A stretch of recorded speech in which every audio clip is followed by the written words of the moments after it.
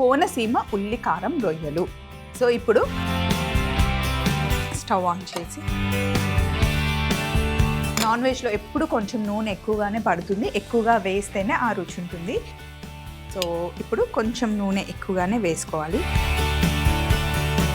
కోనసీమ భీమవరం చాలా చాలా ఫేమస్ అండి. నాన్ వెజ్ చాలా చాలా బాగా వండుతారు. అండ్ మసాలాలు అప్పటికప్పుడు ఫ్రెష్గా వేసే మసాలాలు టేస్ట్ చాలా బాగుంటాయని.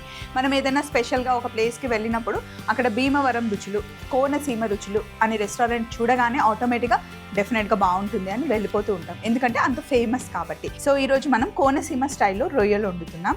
కొంచెం నూనె వేడెక్కిన తర్వాత ఇక్కడ చూడండి, నేను జంబో ప్రాన్స్ తీసుకున్నాను, చక్కగా క్లీన్ చేసేసుకున్నాను. ఎప్పుడు చిన్న ప్రాన్స్ తీసుకున్నా, పెద్ద ప్రాన్స్ తీసుకున్నా కాస్త వెనిగర్ వేసి క్లీన్ చేస్తే కనుక ఆ నీచు వాసన అనేది రాదు. మీకు తెలుసా, గోవా సైడ్ వెళ్తే రొయ్యల పచ్చడి పెడతారనమాట. జస్ట్ వెనిగర్ వేసి పచ్చి రొయ్యలు అందులో వేసేస్తారు. 3 days వరకు అస్సలు కదల్చరు. సో పచ్చి రొయ్యలు వెనిగర్లోనే అవి కుక్ అయిపోతాయి. అసలు మనకి కొంచెం కూడా నీచు వాసన రాదు.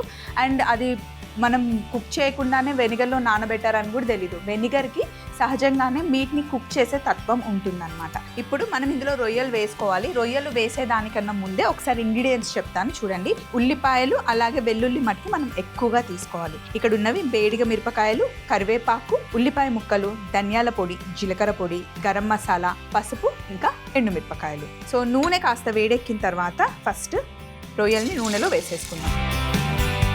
జస్ట్ ప్లెయిన్గానే రొయ్యల్ని ఫ్రై చేసేయాలి.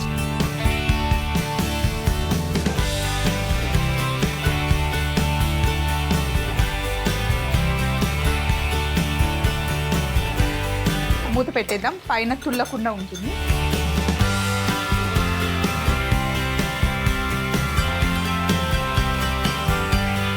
అలాగే ఇక్కడ ఒక మిక్సీ జార్ తీసుకొని ఇందులో ఒక గుప్పెడు వేడిగ మిరపకాయలు, నా దగ్గర వేడిగ మిరపకాయలు ఉన్నాయి, వేసాను. మంచి కలర్ వస్తుంది, కారం ఎక్కువ ఉండవు.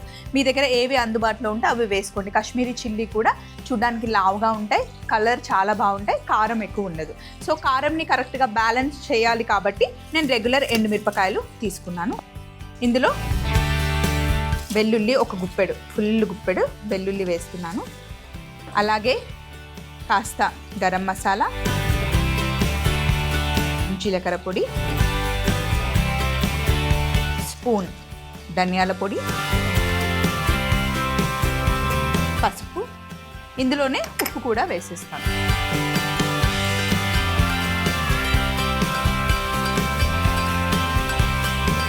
ఇప్పుడు దీన్ని మనం మిక్సీ పట్టుకోవాలి. రొయ్యలు వేగే లోపల మిక్సీ పట్టేస్తాను.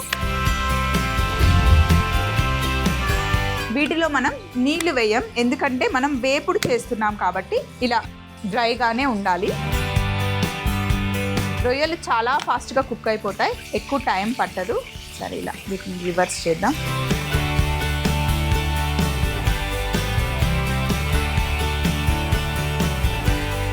ఇప్పుడు ఇందులో కరివేపాకు వేస్తాం. అలాగే ఇందులో ఒక పెద్ద ఉల్లిపాయ పొడువుగా కట్ చేసుకున్నాను.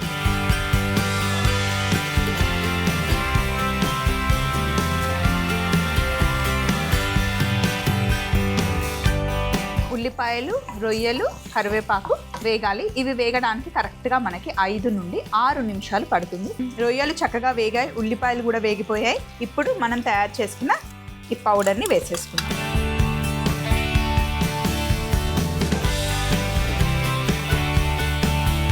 సో వెల్లుల్లి కారం వేసాం, ఉల్లిపాయలు కూడా చక్కగా వేగాయి. ఇప్పుడు మంచిగా మిక్స్ చేసేద్దాం. ఇందులోనే నేను ఉప్పు వేసేసాను. అసలు నూనెలో వేగుతుంటే గుమ్మలా ఆడిపోతుంది. అంతే, 2 నిమిషాలు ఇలా వేగితే సరిపోతుంది. అంతే, డైరెక్ట్గా మనం ఇవి స్టార్టర్ లాగా కూడా తినేయచ్చు. బగారన్నం కాంబినేషన్లో కూడా చాలా బాగుంటుంది. పప్పుచారు పక్కన పెట్టుకొని తినడానికి కూడా బాగుంటుంది. ఇప్పుడు స్టవ్ ఆఫ్ చేసేసి ఫైనల్గా బౌల్లోకి తీసుకోవడమే. ఈరోజు తయారు చేసుకున్న రేపటికి కూడా చాలా చాలా బాగుంటుంది. ఇందులో మనం చుక్క నీళ్లు వేయలేదు కాబట్టి అస్సలు పాడవదు, కానీ ఉండాలి కదా.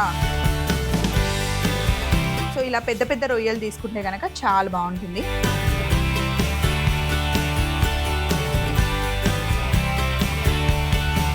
పైనుండి చివరగా కొంచెం కొత్తిమీర,